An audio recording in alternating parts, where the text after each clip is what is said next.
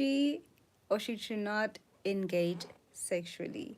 How is her sexuality? What is her sexual allure? Should she have partners? Should she abstain? How does it affect her? Is it always doom and gloom? Are there benefits to the high priestess actually engaging in physical intimacy? That is what today's video is about. Hi, I am Snare the Lavish Alchemist. I am an intuitive psychic energy healer and transformational coach. Welcome if you are new to the Cosmic Family, and welcome back if you are a returning subscriber. Today, I will be talking about, because it is me, right? I'm talking about the archetype of the High Priestess, and I think I've had this I've had different versions or different channeled messages. I have my phone here in case I I lose anything, but I more so want this to just be organic. But if I do look down, understand that I am looking at notes just in case I don't miss out on anything. Last year, I think around last year on my TikTok, around May, I made a lot of videos about sexual energy, engaging in it, and it seemed that there were a lot of women, highly spiritual women, and women that resonate with the high priestess as an archetype. So now here I will be speaking about the high priestess as an archetypal energy. I realized that a lot of women were very afraid to engage sexually and have physical intimacy with partners because maybe because of what it has brought in the past, or at times because of how it is spoken about in spiritual spaces. We hear a lot about it not being of benefit to spiritual women, I guess highly spiritual women. And we hear a lot about just the cons of it all, and how it can really affect your energy field in a way that's not healthy. But, I would like to bring a different perspective, and it varies on where you are in your journey. So, what is the high priestess? The high priestess is here I'm talking about the high priestess as an archetypal energy, as an archetype that comes from the tarot, mostly the Rider Waite tarot, but the tarot major arcana card, that is the high priestess. She is seated, she has a moon, she looks very mysterious, right? And the high priestess now, still now, but also mostly back then in spirituality and in the occult, was an actual priestess that was actually initiated and came from a long line of high priestesses. And it was her calling to be initiated, to stay in the temple, to take care of libations, to heal, and to bring about messengers, maybe from the goddess that she is the daughter of, or on the other end of the spectrum, maybe it's in a religious form where she speaks these prophecies and these words of healing from God, the divine, and the messengers. One thing that is seems to be very common, with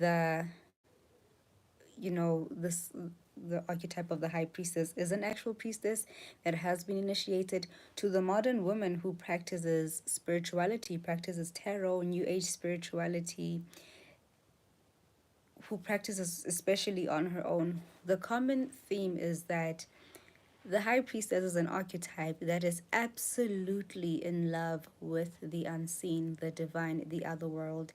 The other world to her is more real than the physical world. She experiences, and she travels a lot. She travels a lot spiritually. So, excuse me. Ooh. She experiences a lot of shifts in her inner world. There may be a lot of inner transformation. The high priestess is a energy of inner transformation, inner worlds. Her inner worlds are transformed.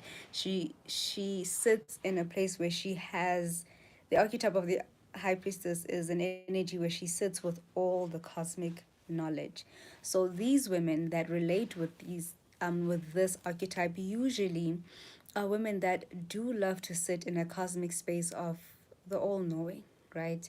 They receive a lot of visions. They receive a lot of dreams, a lot of intuitive nudges. And depending on how extreme it is, usually in the beginning of their journey, when they go through a spiritual awakening, she can literally see like 5 to 10 years ahead of her life and have books and books filled of all these prophecies. And her higher chakras are very active. This is a woman who lives in the cosmic realm, so her higher chakras are very, very active. She's very active in the other worlds, right? Even if she's sitting here listening, talking, she's never really here.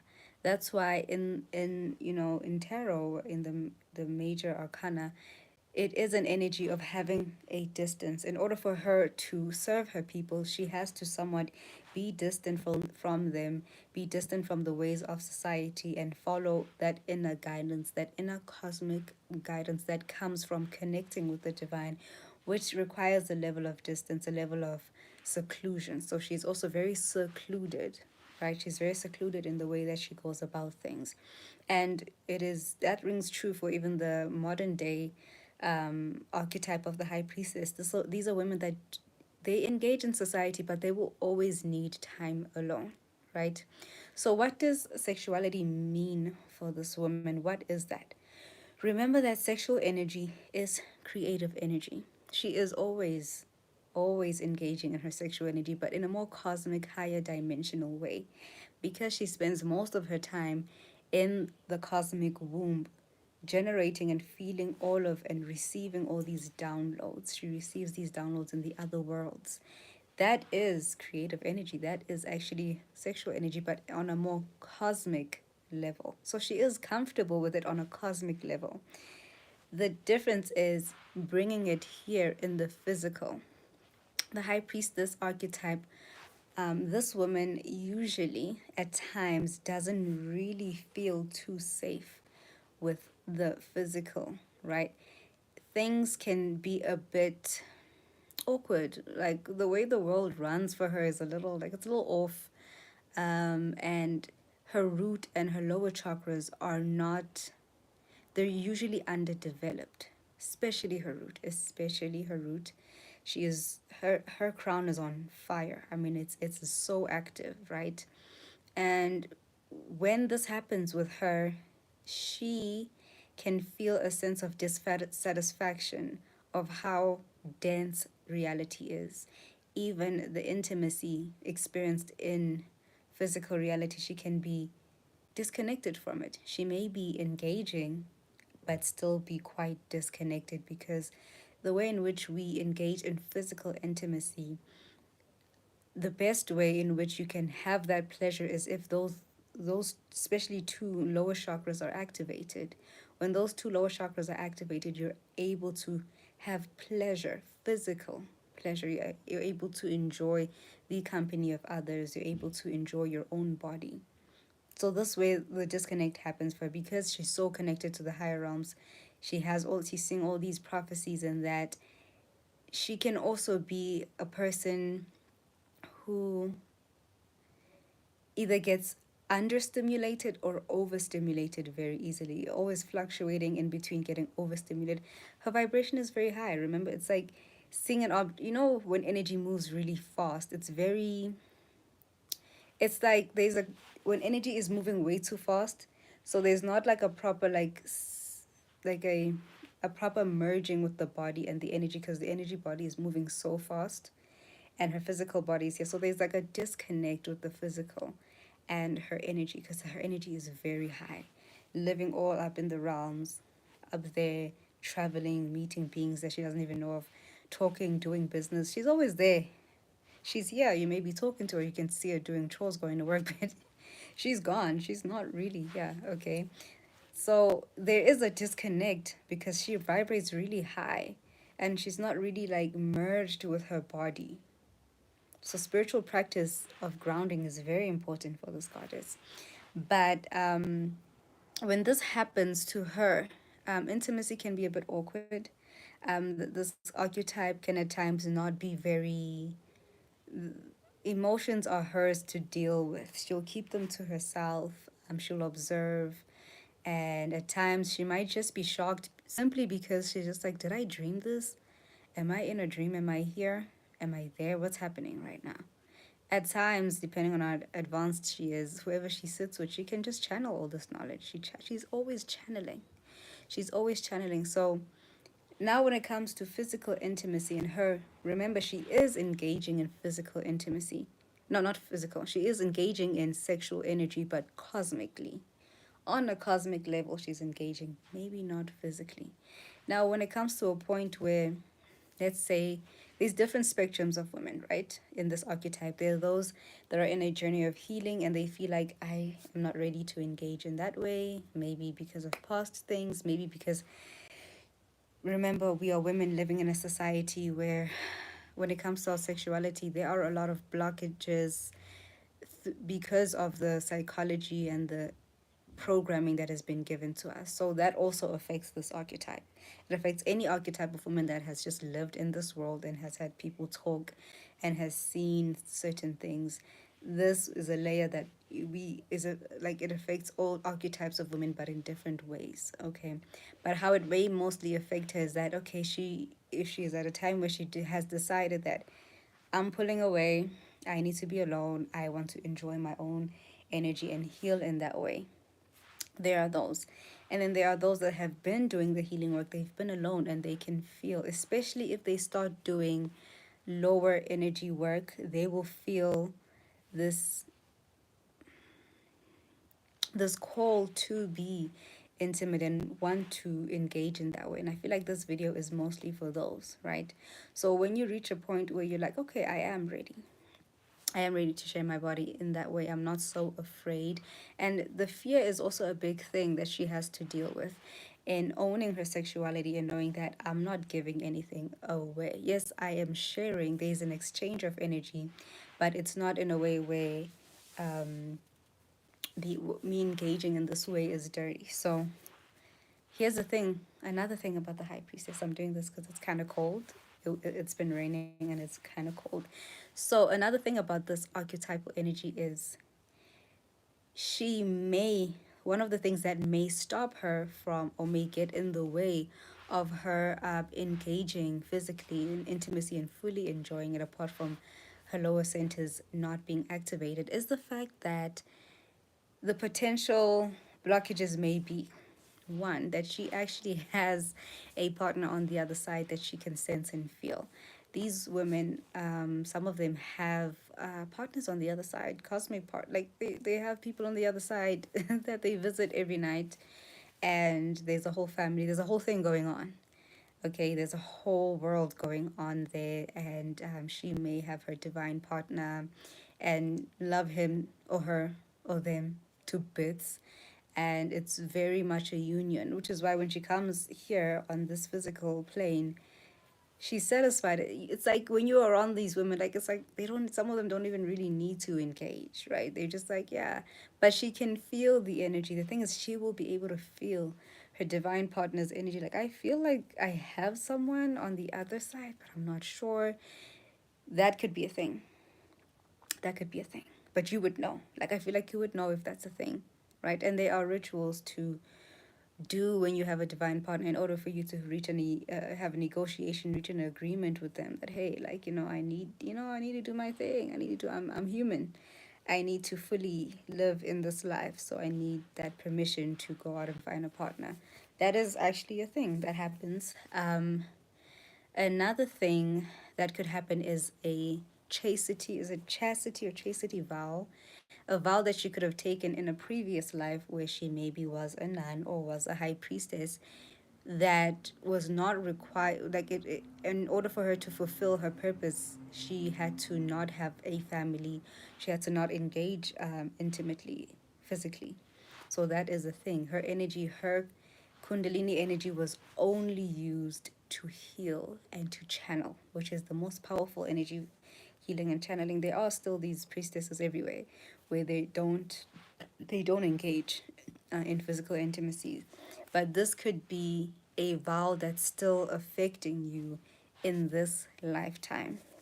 So if you can feel that when it comes to intimacy, there is that bit of like a physical, there is like a blockage in a, like, it's like you're spoken for in the first option, or you feel like it's just weird to engage. You might want to investigate if you do have any chastity vow that you did say that is spilling over into this lifetime and, getting in the way of you fully enjoying your physical intimacy.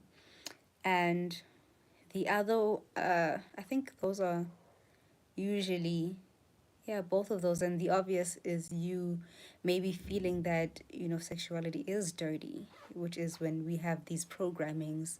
Sorry, that's my feet. Which is when we have these negative programmings through society and what it teaches us and all of that, right? So you want to look at all of these things. Look at all of these things, see what's what, and that could be the case. Now, when she is ready, she can call in a partner in the obvious ways of how would she call in a partner? How does she go about it? First of all, rituals for self obsession and self love and self care. It's very important for especially this kind of energy because usually I feel like the other archetypes, okay, some of the other archetypes, that comes very naturally for them, but for this high priestess, she must engage in self-love, self-obsession rituals. That's how the feminine empowers herself. Is why do you think the goddesses always have mirrors? You have to like what you see. You have to like what you see. So sensual rituals, love baths, anything that is empowering your sacral centers, anything that is empowering your root, those lower sexual energies, those kind of rituals, even working with goddesses, of tantric goddesses. Oh, tantric goddesses, absolutely work with tantric goddesses, okay? Because you always need an excuse for things to be spiritual, even when it's sexual. You always want it to be a spiritual, always. There just has to be a reason why you're switching on candles. I know we are just that way. If you tell her sex is holy and what would, and you tell her do this ritual, and she will do it as long as it's connected to the divine. So you then need to have a shift in your mind of, okay, physical intimacy is a divine thing, and there are ways in which you can engage in it that are empowering. So you could work with Aphrodite. That's who I can think of at this time, because I feel like Aphrodite was unapologetic and she just did her thing. She did her thing. Work with mantras of the sacral chakra, mantras of the root chakra, and also your heart chakra. You can do yam. Yam is like the sound of the heart chakra. Um, and another thing that you can do is on Venus days, do a whole Venus ritual, right? How do you call in this partner? You can also call in the partner with affirmations. While you do your rituals and then you do affirmations. And the rituals, really, the Friday rituals, they're mostly for you, okay? These rituals are mostly for you so that you feel safe. They have to be like the basis of the ritual is you feeling really good in your body, in your physical body, really feeling your sacral centers and your sexual energy move up and down in your physical body. You're used to it moving here, you're used to it just being all the way up there, but the challenge is having it in the physical and feeling it and feeling worthy of it and not feeling like you need to give it away, but also feeling like you want to share it with someone that you feel is worthy. So your mindset will have to change and feeling safe with engaging with someone, right? And it's not always going to be, may not be someone as spiritual as you, but it can be someone that does respect you, that may not logically understand your world, but there's a sense of partnership and a sense of an alignment in energy, depending on where you are in your journey. Okay, but there's like an alignment in energy that they recognize you on a soul level and they have respect for you energetically, even if they're not spiritually aware. Sometimes we do attract the opposite, our opposites, who they may, how can I put it, they may be more understanding of the physical world while you're more understanding on the other side, and that can make a really nice dynamic. I think I will speak about how these interplay, how the chakras interplay with each other in another video. As you can see, I'm shooting a lot of videos today. I'm just back. Okay, I'm just back. But yes, so affirmations, and really, affirmations, depending how long or how much you're listening to, within 21 days, it shouldn't be that long. Sometimes 3 months and whatever. But timing doesn't matter if you want what you want to be potent and delicious anyway, right? So you do your rituals, you do your affirmations, and you attract in this energy. Usually, because you're a high priestess, one, you will feel the person's energy that's coming in. You will even feel maybe their mannerisms. You will sometimes even dream about them. You may have dreams that, oh, someone is coming in. I can feel someone's coming in. So I feel like I need to, there will be like little things that you feel like you need to do. I need to throw this away, whatever. I need to do this and that and that. But not in a way